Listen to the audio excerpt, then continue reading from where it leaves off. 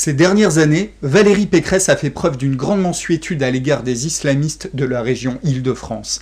Ainsi, elle est allée au moins 3 fois rencontrer le réseau de mosquées de l'Union des musulmans du 93, à Aulnay-sous-Bois en 2008, à Pantin en 2013, et au Blanc-Ménil pour leur grand dîner du Ramadan, non pour les sermonner, mais pour leur affirmer son opposition à l'interdiction du port du voile à l'université, leur assurer de valeurs communes, et pour leur dire qu'elle se tient à leur côté dans la lutte contre l'islamophobie qui serait un fléau selon elle.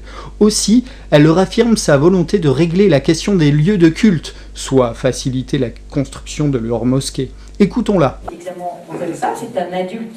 Donc elle a le droit de venir habillée comme elle le souhaite et de porter des signes éventuels d'appartenance religieuse. Pour moi, en tout cas à l'université, ce n'est pas une question.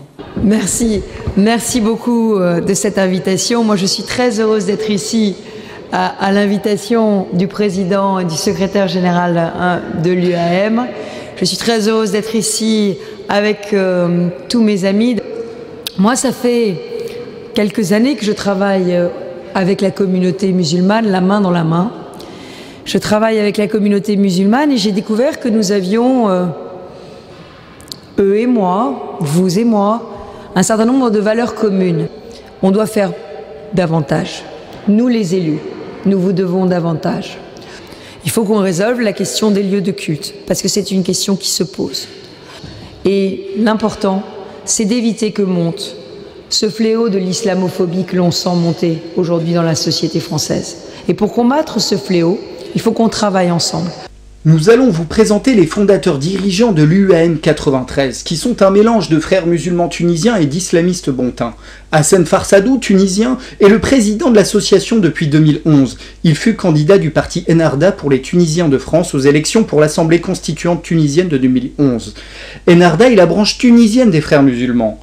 Le vice-président Daou Meskin est aussi un membre des frères musulmans tunisiens, en plus d'être un des historiques de l'UOIF, les frères musulmans en France, qu'il quitta au début des années 90. Meskin fut interpellé en 2006 dans le cadre de soupçons lors d'une enquête sur le financement du terrorisme islamiste, rappelle Libération dans cet article.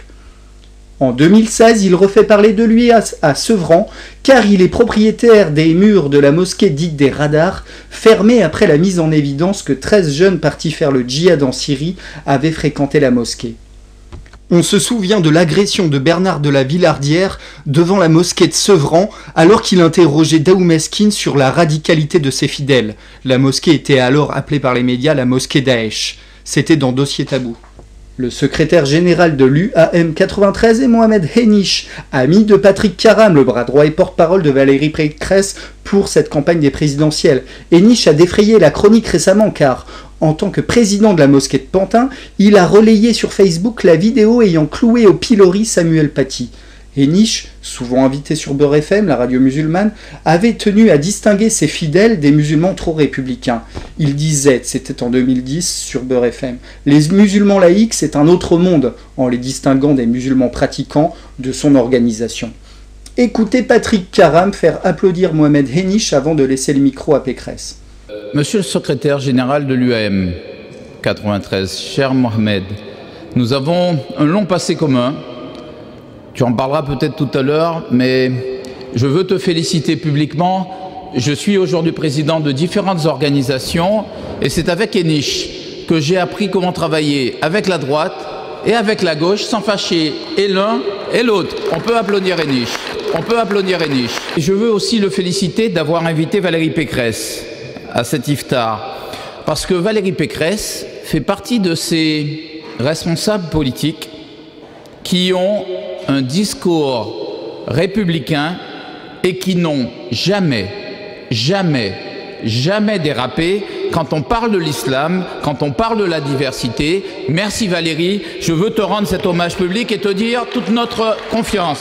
Il faut savoir que l'UAM 93 a publié sur son site des articles virulents tels que « Le djihad du niqab » où on lit « Comme l'ont fort bien remarqué les responsables politiques ainsi que les journalistes, le port du niqab en France est l'objet d'une guerre sans merci entre les forces républicaines et celles des musulmans. » Fermez les guillemets.